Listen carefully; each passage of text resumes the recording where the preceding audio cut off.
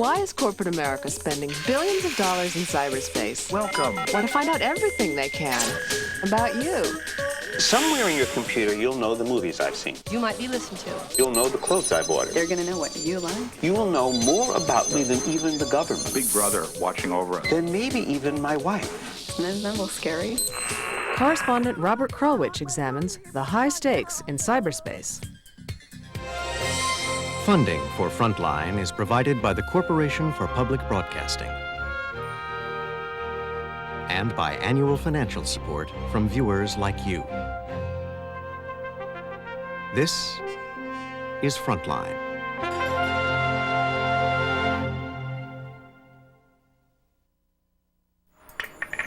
If you know the number of the document you want, please enter. Chemical Bank's 24-hour touch-tone service. You might as well admit it right from the start. You may know absolutely nothing about computers, Please press 1 for or English, computer or networks, 2 for Spanish. or cyberspace. You will be guided step by step. But you know that you are surrounded. Computers are getting faster, cheaper, smarter. Everybody gets a voice. There are so many new devices getting smarter and faster and slicker and cheaper. And a relentless pace of change. Everything is interconnected, multiple billions of dollars. There are so many companies spending billions of dollars to get our attention and our business that you have to wonder, what are we getting and what are we giving up as we slip into cyberspace? Absolutely everything is up for grabs. Because like it or not, we are now, all of us, linked to computer networks. For example, everyone's done this, right? You go to your automatic teller machine at the bank, put in your card, do your business, but what you may not realize is when you that keypad, you are programming a supercomputer. Somewhere out there, there's a giant computer that sees the ID on your card and then responds directly to your command. So you may know absolutely nothing about computers, but when you go, you are programming in cyberspace. Now, you don't notice because these devices are so simple and so friendly, they disguise the mind-boggling complexity of what they do. 420. More and more simple daily tasks are moving quietly into cyberspace, like shopping for groceries, or buying gasoline. There are even satellite-controlled navigation systems that make sure you don't get lost.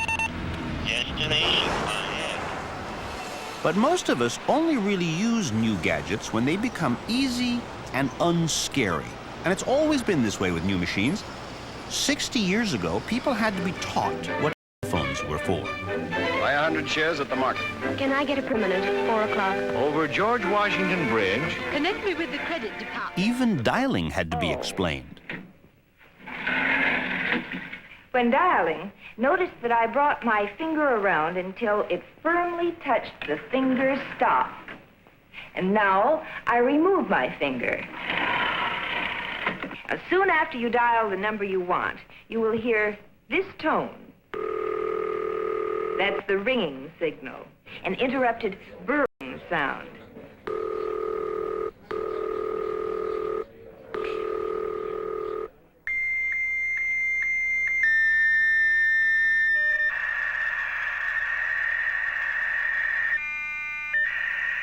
Guys, let's get back to Tenedor, okay? The agenda for today is, first we're going to sign a business form so we can be an official business. Some of the businessmen shaping our future can't even remember when we had dial phones. Meet the board of directors of Tenedor, a new computer software company in San Carlos, California. The oldest director is 12. There's this problem with downloading games. We need to lock it so the changes cannot be made. Oh, I got an idea. If your idea of a kid's job is a paper route, you might have trouble keeping up with these guys. So they're giving us at least 5 megabytes. 5 megabytes? 5 megabytes. Cool. Yeah. Oh, man, that's a lot. Yeah. Here's one of the games we made. It's called Dungeon of India. Very intensive programming in here. Gregory Miller is the president of Tenedor. So, He's 11 years old. it's really fun because you can die a lot. .IPP Tenedar's games are distributed worldwide on the internet. That means kids as far away as Singapore or Bombay or Sydney could be playing them. All they need is a computer, a telephone, and a connecting device called a modem. Okay, LT is the vice president. He reports to me. Who do I report to? The information revolution doesn't intimidate Gregory or his classmates. To them, computers are brilliant and friendly and cool. In order to learn to program a computer today, practically any 11, 12-year-old can do that. All they have to do is get a computer, get a few programming tools, learn a language, and suddenly they can start becoming an expert at quite a young age, at 10 or 11 years old. It's true. Consequently, by the time they're 20, they're really experts. And you've got 10 years of experience. Okay, guys, thanks. Nice working with you. Yeah, you too. Yeah. Thanks, guys. Not only are these kids comfortable in a world run by computers, they can't even imagine the future without them. Yeah, kind of amazing to think how people could live without computers. People have always had high hopes for technology. Bringing up baby by push button, a grandiose conception indeed. High hopes and some pretty bad ideas. And the tykes will spend happily antiseptic infancy untouched by human hands. They'll even be tucked into their cribs by remote control. This is the kitchen of tomorrow, a press-button dream coming true for... Sometimes you get too much technology for the job. What's for dinner? Consult the menus on pictures and dish up something new for a change. And sometimes they promise more than they can deliver. It's the often forecast video phone. At long last, the reason for the primping that usually precedes a woman's phone call. A look at the future. Looks good, eh? The promises today sometimes sound more like commands. Have you ever checked out of a supermarket? Will that be all today? Yes, it will. Thank you. A whole cart at a time? 75.20. You will. Or gotten a phone call. Hello. On your wrist. How was your day? You will. Or had an assistant. You might not ask for it, but you're going to get it anyway. The reference material I've gathered for your 10 o'clock meeting, and I'm still working. You will. One day, nearly everything we do will move through cyberspace, but for the moment, most of the traffic travels on the internet, a complex system of computer networks originally built by the United States Defense Department to survive nuclear attack. You wouldn't call what folks do on the internet today top secret, not at all. There's the Breakfast Cereal Hall of Fame, for example, or the Guide to the Public Restrooms of North America. You can always visit Steve's Ant Farm. If you have a strange obsession, whatever it might be, there's a place for you on the internet. We have someone's page that it's called Talk to My Cat, where you go to the page and the form comes up, and if you type a phrase there, on the other end where the server resides, he's got some text-to-voice synthesis, so whatever you type is going to be said to the cat. You have this really powerful medium where all these people can publish. The problem is it's just kind of this free-for-all. Massive amounts of content, anything goes. A lot of web surfing, politics, law, education, business, Stranger Things, Paul's hot tub, flowers, food, the list goes on.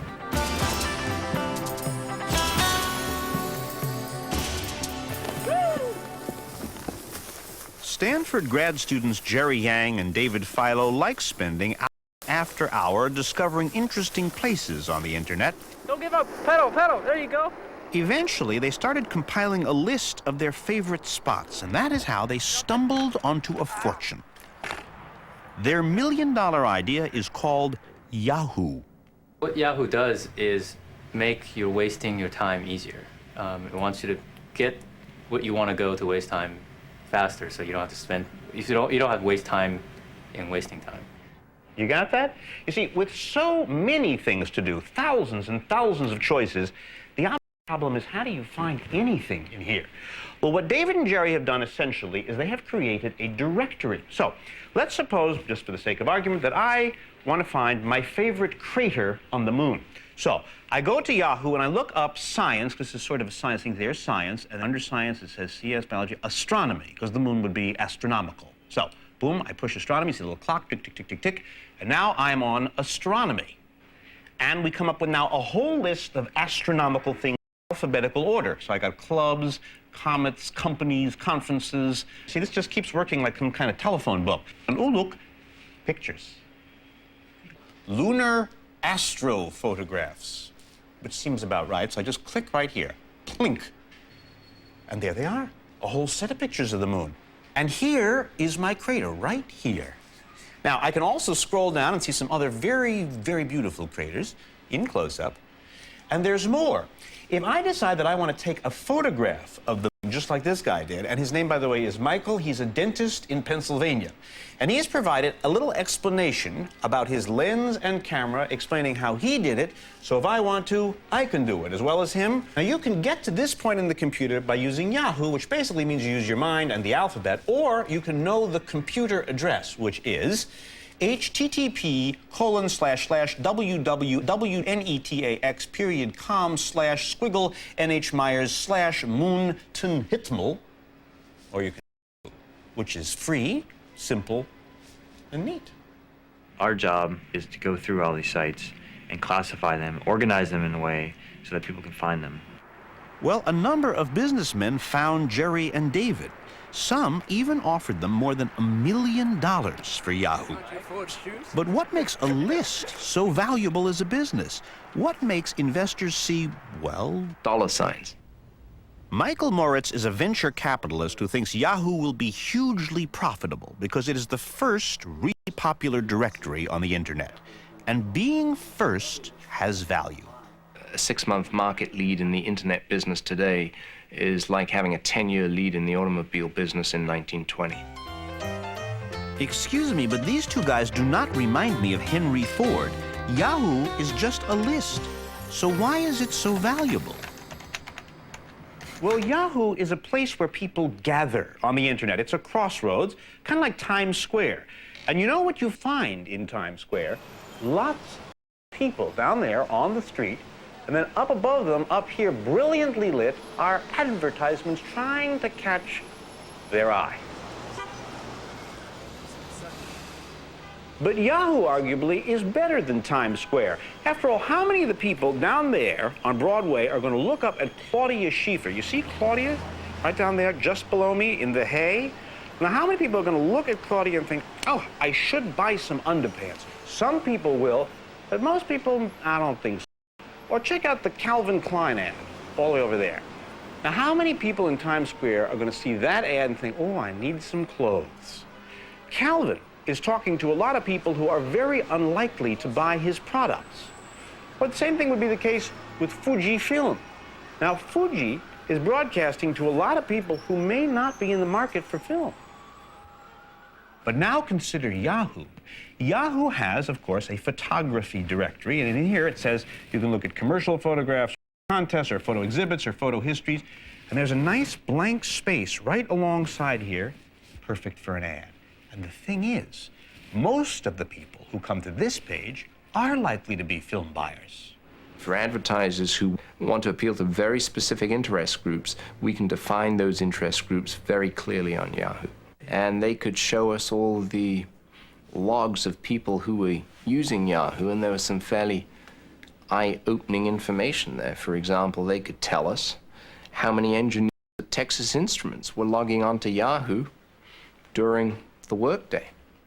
So if I were at Texas Instruments and I was using my Yahoo time to check out, say, a car, let's suppose I decided I wanted to buy a Buick, I can go to the Buick ad right here, and let's see, I think I'll take a look at the Roadmaster sedan. Now, as soon as I check out the Roadmaster sedan, there it is, and decide to read about the car, let's suppose I spend, a minute and 40 seconds looking at the car. The people who provide me with this information can watch me watching this ad. And they know how long I've been watching. And that information, too, can be very valuable. As the user interacts with us, we not only can see what they're looking at, but how they're moving through your sales cycle. If they're reading your company overview information before they get to your product information, what products is the company overview driving them to look at? We can watch this happen in real time if you want. We can watch these consumers move through your information. If you connect through America Online knows everything about you, or Prodigy, or CompuServe. You guys know basically everything. When you register, you're specifying your income, how many children you have, whether you have pets, what kind of home you live in. And so those traditional online services know anything and everything about you. David and Jerry never intended to learn anything about Yahoo's users, but it turns out now that advertising and eventually data collection will be the most valuable products they sell. Yahoo is a fabulous example of how innovation occurs. It is truly a couple of guys with a crazy idea and a shoestring budget trying to make something real with no idea where they might end up. It is also an indicator that the information that matters the most in electronic environments is not information, it's meta-information. It's information about information. This revolution is more than unpredictable. We are performing a great unwitting experiment that is changing our social structures, our governmental structures, our business structures. Everything, absolutely everything is up for grabs. And nothing's going to make any sense at all for a couple of decades, so we may as well sit back and enjoy the ride.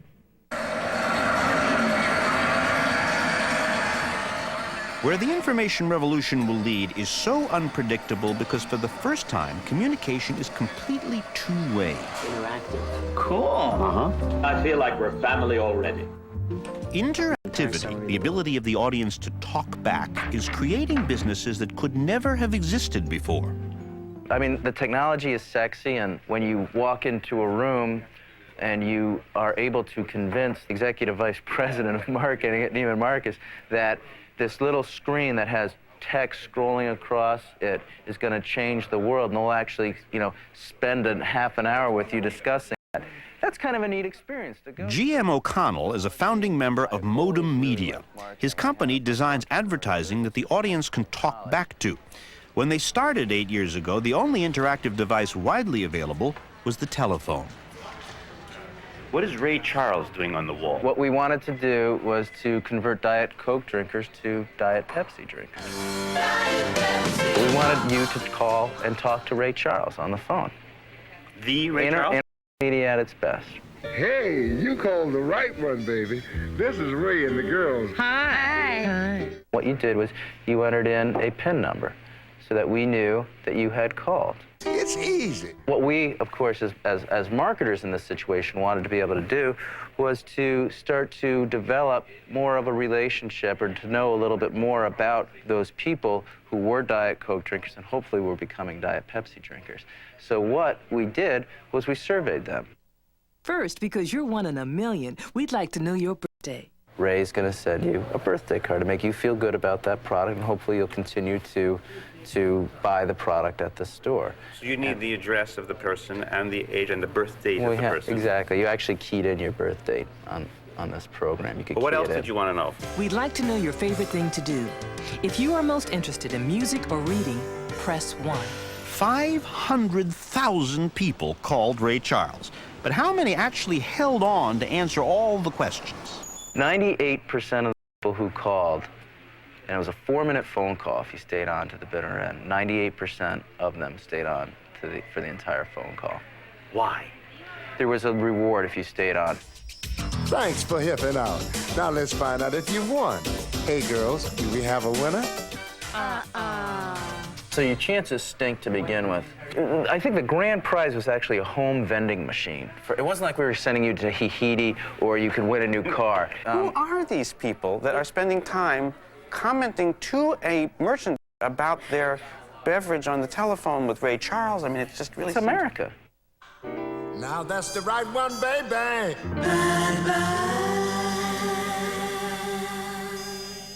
And that brings us to the subject of a beer. Well, actually, it's not a beer. It's called a clear malt beverage called Zima from the Coors Company. This is just, it looks like a glass of water. It has a kind of lemony aftertaste, but if you look closely at the label, it says, you can at Zima.com. That is an email address, a computer address on a malt liquor beverage. Why? This is the Zima ad on the internet. The Zima homepage. Zima is a place to go to find out what's sort of going on with the internet. Oh, cool place. A cool place, a place that's going to help you out, a place where you can see some of the best stuff that's happening on the internet. You keep saying that word Zima, so later You're on... here. Yeah, I'm here. The ad does have lots to do. You can click to a refrigerator stocked full of strange things. You can play games, hear funny sounds, share any happy thought you might have about Zima. You can even buy Zima clothing. In fact, you can spend hours playing here without doing anything twice. If you went through all of the content in here, you would have 4 hours of content. The pre-programmed responses that you get back that make you feel interacting are simply written by ad people. It's more ad copy that you're getting back. It is written from an ad agency, and yet people who are hacking at their computers over this at night may not quite click onto the idea that they are adding to this ad. It's a million people interacting, buzzing back and forth with this ad. We become part of this growing sort of monster ad that's taking over the world. They're not just getting your name and address, they're getting what you like and don't like about their advertising. So they start to shape the ads to pull you in more, so that you'll watch them more. This is a process we've already seen constantly. We see with focus groups, for instance, and all sorts of market research. The advertiser says, oh, please tell us how to make this a better ad so we can sell to you better. There's an advertisement there on the very front page that says, if I want you, I can be fortunate enough to join Tribe Z. This is the most important stop, at least for the company, because when you answer the questionnaire to join this club, what you're really doing is telling the company about your Zima drinking habits. Don't forget to give us your email address and check this box to signify that you're 21 years old. So now that you know all this about me, is this something valuable to you? It's very, very valuable to the brand to be able to know all of these things in terms of how we can market to you better in the future. If you're the company that makes this stuff, the more you know about the really interested folks who are actually drinking, or at least inquiring, the more ammunition you have to find more customers. The more intelligent you can be about how you're approaching the marketplace. That is absolutely brilliant. Why not find out more about your audience when you've got them connected to your product? The amount of commercials that a person has seen that is 18 now is close to 350,000. This generation right now that is watching television is the first one that has grown up with 50 or 60 channel choices. Therefore, you add up all the marketing that's been done on all of these channels, they at this point have seen so many commercials, they can tell the difference between good ones and bad ones. And just how many Zima drinkers have gone to the trouble of finding this ad? Altogether, we've had over 1 million different visits onto the site. Yeah, but that could be like 50 people visiting 10 times a year. Well, but we know that, and it's more than that. We will have over 100,000 people, we anticipate, by the end of the year who have joined the club? It's also really about making them feel good about themselves. A lot of that is what we're trying to achieve now, which is basically, let's find out what these people are interested in and give it to them.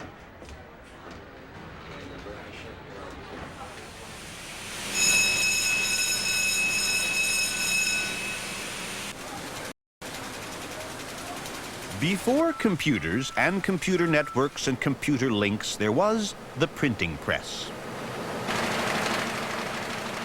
That technology allowed the same message to be printed over and over and over. It brought the written word to millions, and millions of dollars to those who owned these giant machines. The Washington Post, only 25 cents. But now, with computers, there is no need for presses and ink and paper. Today, anyone with a computer and a modem can publish their own electronic newspaper.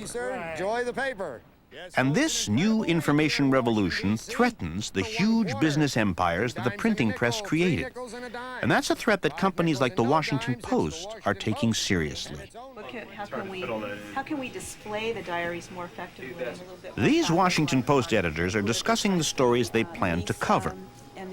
But this newspaper will not be thrown on your doorstep. It will be delivered over telephone lines to your desktop. This is the first online Washington Post on its first day. Yes, it is.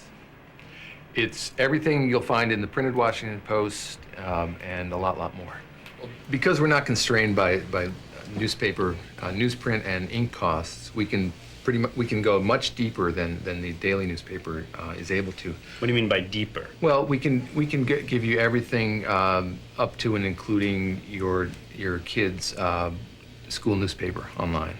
And in fact, the Washington Post service does, like every newspaper, provide you with the day's news and all the regular newspaper sections. Here's Metro, National, International, Business, Sports. Let's say that I want to go to the entertainment section. All I do is I put the clicker right here and I click and I'm on entertainment. And over here they have killers galore, but I'm not interested in killers. I'm going to go down to the books section, which is called Books and More. So I just click right here, click. You can join book discussions with people who've read books. You know, just type in your comments. You can review books yourself, and then everybody in the Washington Post world can read your review. Now here's a book I'm interested in. It's called Green, and I'm going to look up the review. This is the review that appeared in the Post. Now the reviewer says it's a great first line, but now here's the really interesting thing. I don't have to take the reviewer's word for it. This system allows me to read the entire first chapter of the book. So I click to the first chapter. Now here's the whole thing, kind of like a heavy browse. So now, having read part of the book, if I decide I want to read the book, I can buy it through this system. All I do is turn to the order section and order the book. So look what I've been able to do. I've been able to go to the book review section, check out all kinds of books, read reviews, write reviews, browse, discuss, choose a book, read the first chapter of the book, and order the book, all inside this computer world. We think that this is one of the most important parts of our service. It's creating a virtual community. It's not a real community because these people aren't physically in the same room or even in the same city. They can be separated by hundreds of thousands of miles. But it's a virtual community in that everybody is connected via modem to each other. And we think that perhaps even more so than providing news, being able to create a community is what is going to make online services successful. But what's really going to make these online services profitable is advertising. Now, when you encounter a traditional ad in, say, a newspaper, and the ad says 70% off, that's all it says to you, and you say, ooh, that's all you say to it, and then the conversation is over. However, as we have seen in the digital environment, when you encounter an ad on a computer, you are ready to talk back to the ad and do business instantly. We're talking about targeted audience and very specific messages. That should be helpful. Marketing executives at Riggs Bank meet regularly with the staff of the Washington Post's Digital Inc. Meetings like this are not unusual at newspapers, but with electronic advertising, there's a lot more to talk about. Well, do we want to talk results? I mean, we've had several hundred requests in the last 3 weeks. And I've started to look at who these people are and where they're coming from, and they are actually taking the time to fill out who they are, where they live, and many times, in many cases, they're actually leaving an internet or interchange address. So what we need to get from you is some of the key questions you need to understand so we can build the research as we go. Reports testimony? Right now, online newspapers don't have a lot of subscribers, so advertisers can't reach lots of readers. Instead, they get quality, detailed information about the people who see them. We will give you the number of hits, and we think that's important. But there's a why question, is, what are their attitudes towards you? And we track that offline. We actually call up our customers. The fact that the advertising is integrated into the editorial is really one of the strongest things about Digital Inc., and I think that's one of the reasons why people are accessing this information. I think ultimately it is our strength. You're combining the best of both. One of the interesting things about online is you can essentially create a reverse direct mail, where rather than having to go out and get the consumer each time, you can eventually train them to come to you.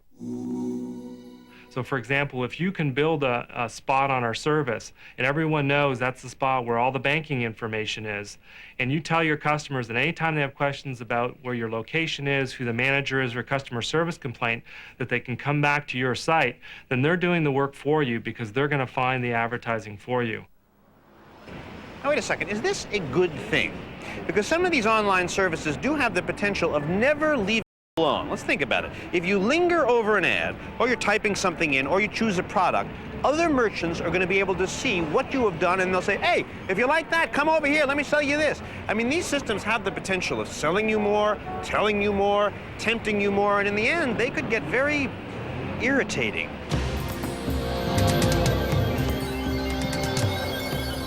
The real impulse of advertisers who want to join us in this enterprise will be to sell more goods, and they'll try hard to think of ways to use Digital Ink to do more business, and some of them will be very successful. I don't think that the ability to do transactions electronically is going to fundamentally change the nature of advertising or fundamentally change our relationship with our advertisers. But if it does, we'll cross that bridge when we come to it. One of the real joys of working in this industry, one of the joys and the terrors, is that we're really making up the rules as we go along. Unlike the newsroom, where all the rules are chiseled in stone, in the newsroom, everybody knows that you don't put ads on page 1. Here, do you put ads on page 1 or not? Do you put ads on the sports page or not? Do you put ads on the baseball page or not? Do you put ads with discussions, with restaurant reviews? None of those rules have been formulated, much less set in stone. Now, I know that some of you are thinking this has nothing to do with me because I don't surf the internet and I certainly don't subscribe to any digital newspapers, not in my lifetime. All I do is I just go home, sit down, and watch TV. Well, you are not excused from the future either, because you should know that there are certain companies who are very anxious to make some adjustments to your TV.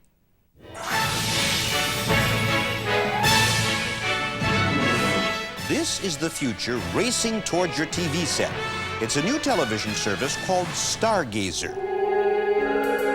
You are a pioneer on the information and entertainment superhighway. Hi, welcome to Stargazer, the world of interactive television. It's totally revolutionary. Well, that's easy for him to say, but what do the customers think? I can't imagine why anybody would turn this down. We love it. You love it. We love it. We don't have cable. We love it. Meet the Gazialas of Fairfax, Virginia. Patricia, Ed, and 10-year-old Reed. And guess who is the Stargazer expert? We let Reed do it. They can't. Well, we can, but we let you do it. Do you believe them when they say they can? No. No, I didn't think so. All right. You almost got away with it, didn't you? What Stargazer does is bring the video store right to your living room. They said to us that it would be very similar to Blockbuster, just renting a video at Blockbuster. We're talking about an exciting new world of entertainment and information, right at your fingertips. Well, okay. There are actually a lot of things to choose from in Stargazer.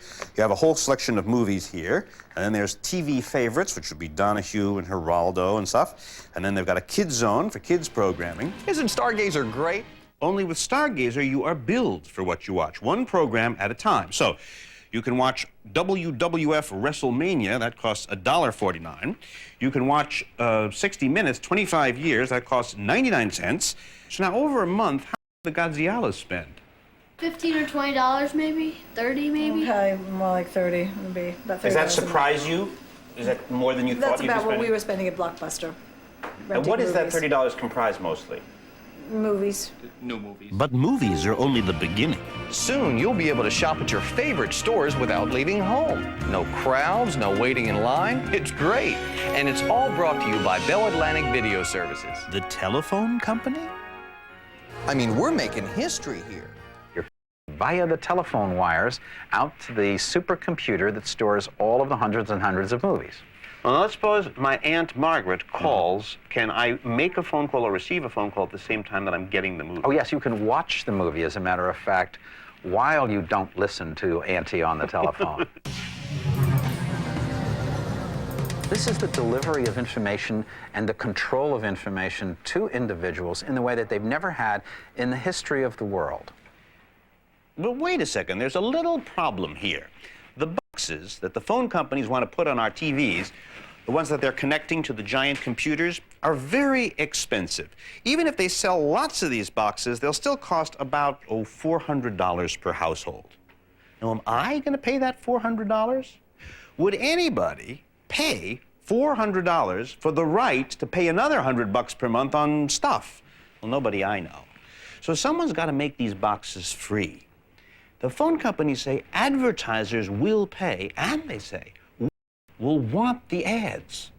That's what the market trial is all about. We're trying to figure out how much people would be willing to have additional ads subsidize some of the things that they do. Today, you can watch the movie on Stargazer, and you have no ads whatsoever.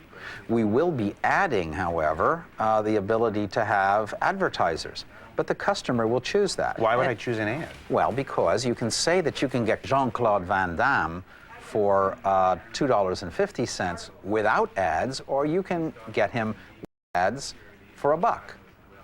A number of people will say, I'll take the ads. You get the film for free. All you have to do is answer 15 questions about your interest in washing machines. Would you do it? Yeah. I'm not asking you. You don't buy washing machines. I'm asking you to.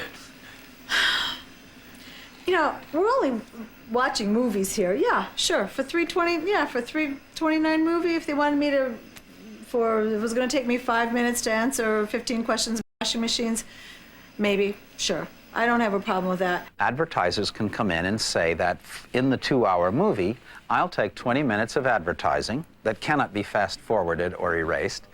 20 minutes of... Ah! I mean, I can run through the movie fast, but I can't run through the ad. Because, in effect, you're saying, rather than paying $2.99 or $3.39, I'm willing to get this for $1.25 and listen to your ads.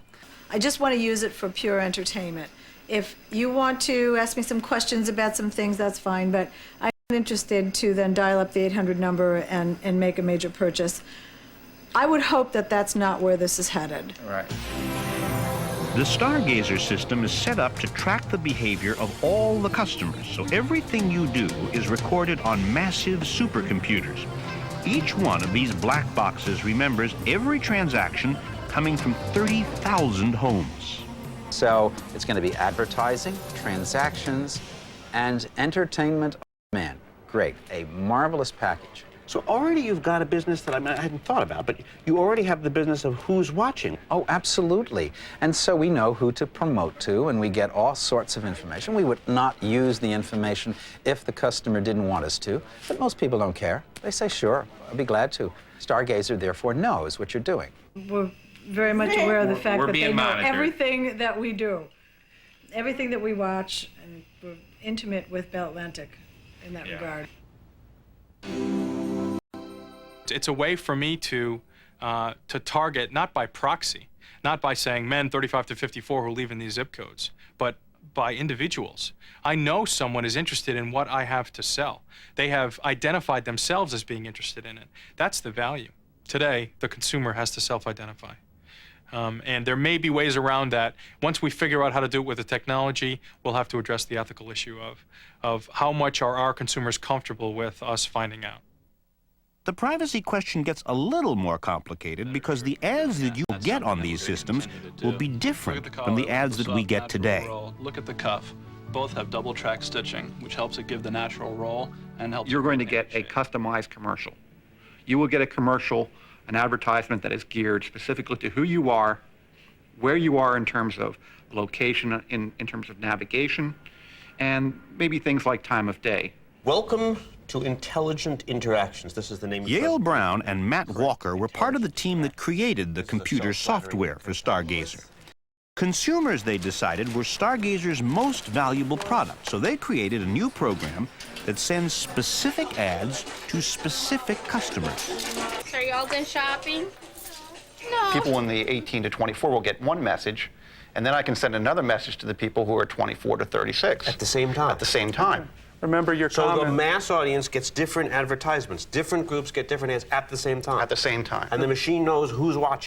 Correct. And the machine sends the right ad to the right people. That's right. And the advantage of this is that the advertiser gets what? The advertiser is now paying for what is truly valuable, and that is an exposure of my ad to you. For doctors, they're going to get Mercedes-Benz ads, right? And it's going to be very much more targeted. I mean, if you're a doctor, right, and I'm a physical education instructor at a high school in Glen Oaks, Illinois, right, we're both watching the same show.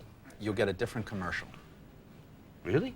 Yes. Not only will you be able to get a different commercial and one that would be more adapted to your needs, but you're more likely to buy it. Remember, this is interactive.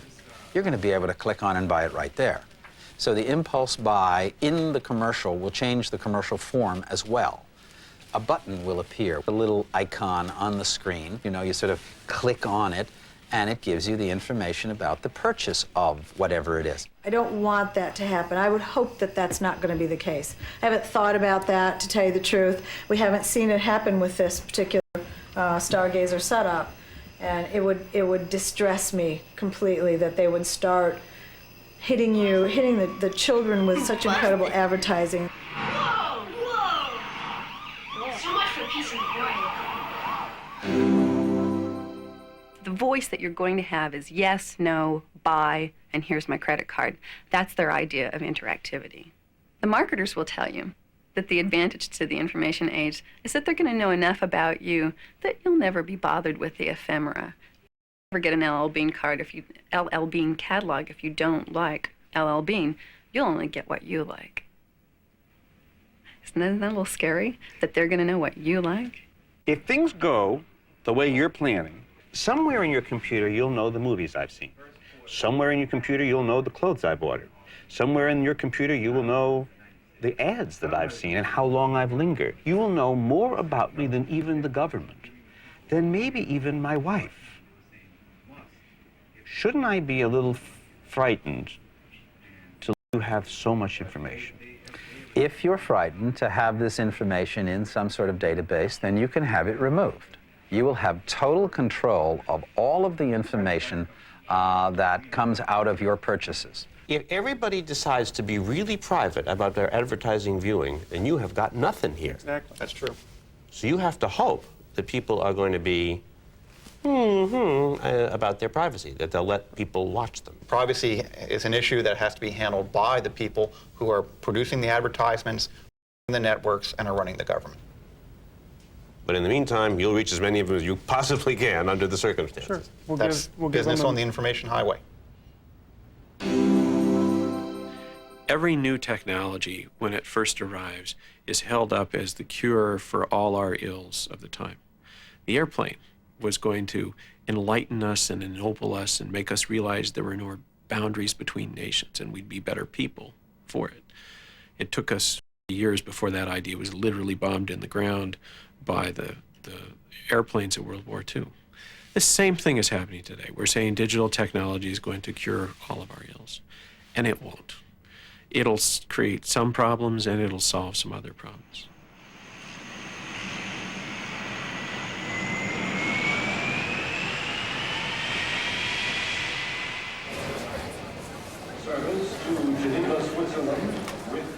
There's no question that technology has made our lives better.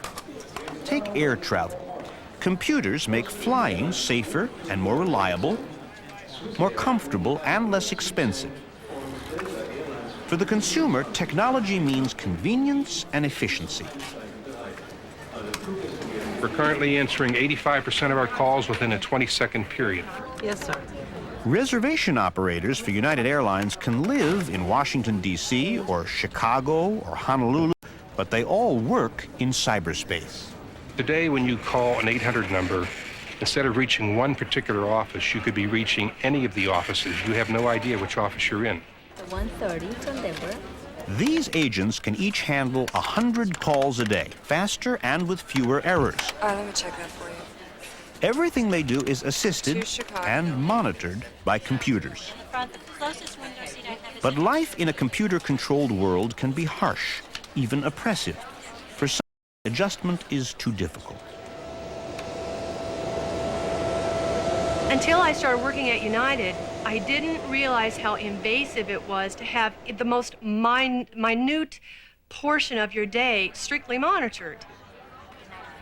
Virginia Welch worked as an airline's reservation agent. She found the same technology that's so good for the consumer can be hard on the worker. My time on the phones was monitored. My time on hold was monitored. My time transferring calls was monitored. My length of time on each call was monitored. My time in the restroom and getting water was monitored. My time visiting other departments was monitored. The time that I left for breaks was monitored. The time that I left for lunches was monitored. 2 minutes now, 47 seconds, 2 minutes. So we have an actual real-time display on what our representatives are doing. When you walked in the building, you gave away all privacy. The only thing you had were thoughts, and even those you had to carefully check lest they came out your mouth, because you might be listened to. Hey, honey, where have you been? I've been looking for you, haven't I? In a virtual office run by computers, there are no doors to close or shades to pull down. Everyone may have enormous power at their fingertips, but that same system controls everything they do and forgets nothing. The only certain thing about computers is that they will become smaller, smarter, and more powerful, and more dangerous. You're in the lab. The personal computer was born here at Xerox's Palo Alto Research Center. Right now, they're inventing what may be common technology a decade from now. I have here some of the little computers of the future that we've been working on. One of them I'm actually wearing. This is the active badge, and it beams out an infrared signal and lets people find me all over the building. And I also have this little handheld computer we call the Tab. It's very small and easy to use, and I can use this to locate people when I need to locate them. Often, the very fact that you can do something means you probably will, whether you should or not. No one understands the dangers of tomorrow's computers better than the people who make them. Oh, yes, there he is working away. Hi, Roy, how you doing? But do we need a computer that knows everywhere we go? We're inventing dangerous technology, and so we feel we have to tell people that we're doing that. You should know that information can be gathered about you and stored away. You might want to ask your employer whether they're doing this and ask them how long they're going to keep that information. There are so many computers in our lives, it's impossible to find out how much information about us is floating around in cyberspace. Don't get something for nothing. And when you give away information about yourself, you've given away a piece of yourself. How much of yourself do you want to give away?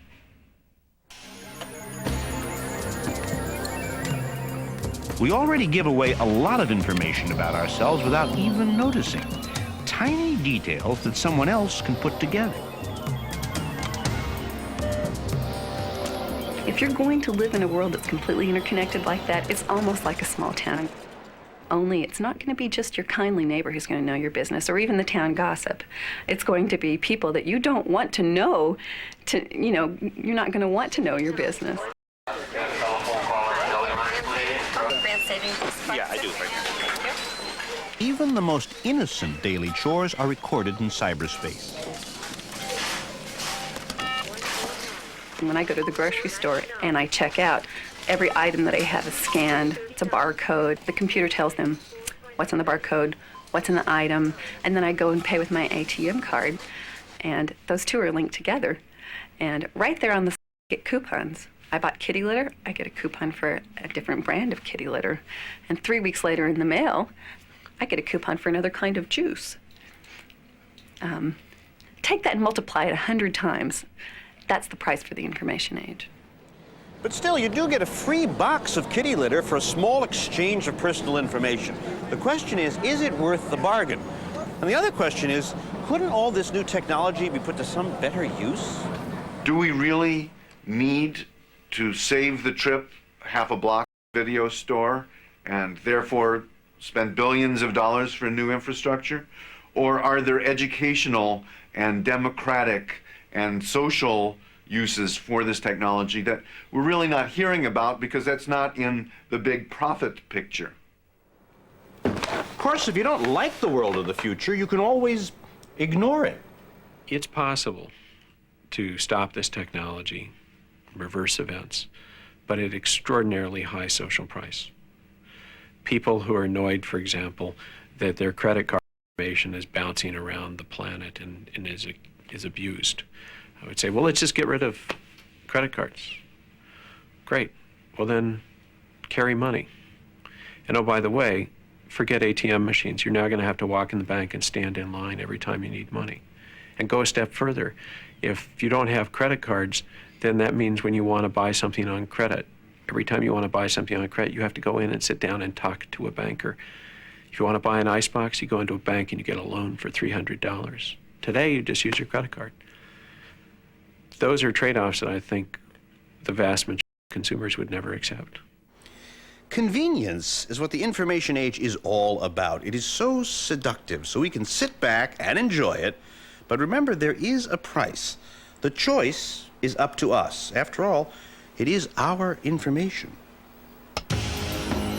Please register your opinion on the following issue by pressing the corresponding... Please try again.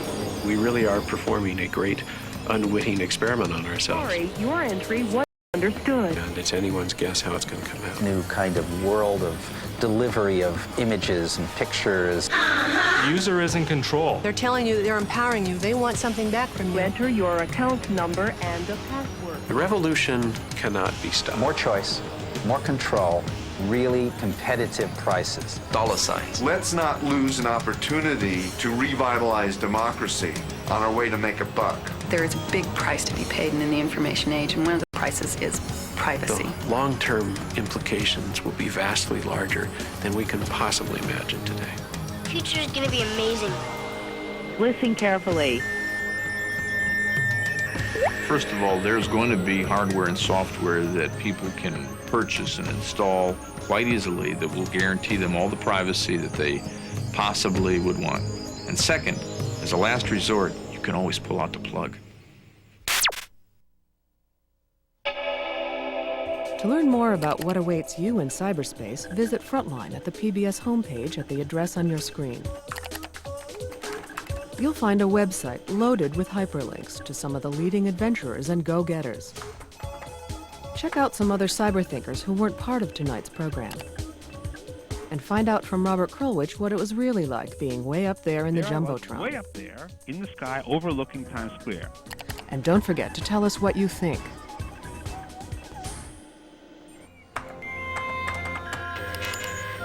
Hundreds of you did give us your feedback on our recent program, Waco, The Inside Story. Dear Frontline, I was astonished at your conclusion that the FBI had failed miserably. Although this certainly could not be considered a success for the FBI, I got the impression that these FBI agents acted compassionately and professionally in dealing with an armed psychopath who thought nothing of sacrificing the lives of those who had blindly followed him, despite the opportunities afforded him to surrender peacefully. Joe Davies. The opposite view came from several viewers and this anonymous fax from Alaska. Our government arm of law enforcement is out of control. This whole show on Waco was nothing more than a whitewash to protect the BATF and the FBI. And another view from Western New York. It was with sick despair that my family and I watched the ATF and the FBI members plan and squabble over how to rid Waco of David Koresh and his followers. We were asking, did he murder anybody? Did he rob a bank? Is he a terrorist? Americans killed American women and children and then assumed to philosophically theorize about it on camera. Gene Kranick. Why don't you talk back to Frontline? By fax at 617-254-0243 or write to Dear Frontline, 125 Western Avenue, Boston, Massachusetts, 02134. And next time, so who is Rupert Murdoch? Ruthless, aggressive, buccaneering. Just an incredibly successful entrepreneur? One powerful dude. Or is he the robber baron of the information age? Rupert has no geographical boundaries now. Maybe you should know. I don't think Rupert believes in governance. Dangerous character. Rupert wants to be king of the world. Watch Who's Afraid of Rupert Murdoch on Frontline. After all, how many of the people down there on Broadway are going to look up at Claudia Schiffer? You see Claudia right down there just below me in the hay? Now, how many people are going to look at Claudia and think, oh, I should buy some underpants? Some people will, but most people, I don't think so.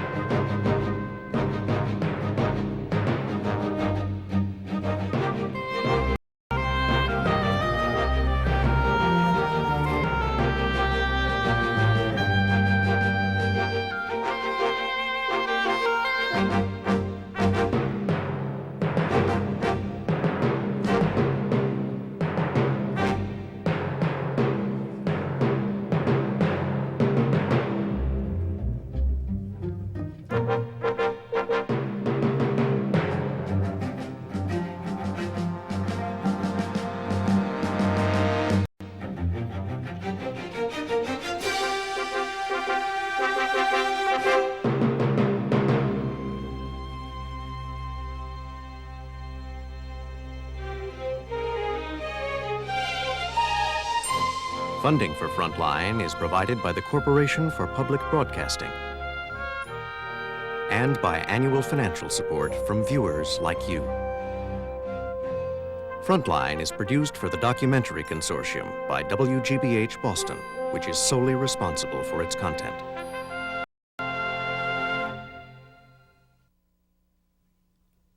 For videocassette information about this program, please call this toll-free number, 1-800-328-PBS-1.